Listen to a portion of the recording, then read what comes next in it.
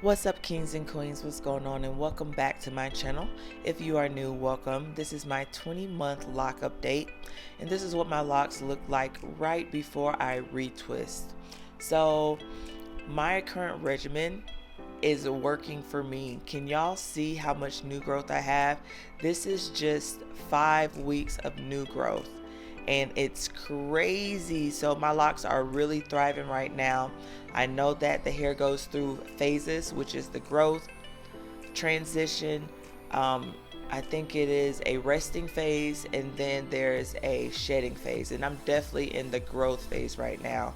So I'm going to keep doing what I'm doing to make sure that my hair remains healthy and it is growing.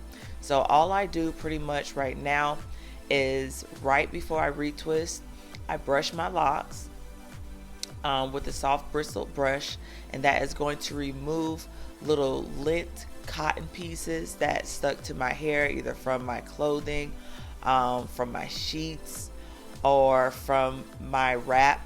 And then I just pretty much do the same thing that I've always done, and that's keeping my locks hydrated.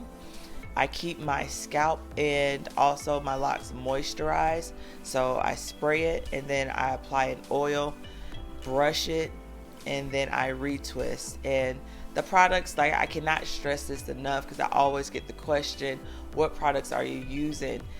If you can find a natural product, then you are already on a better regimen. That's it. Just find something natural that's chemical free, doesn't cause buildup, and that enhances your regimen, whether it's growth or shine or a combination of both.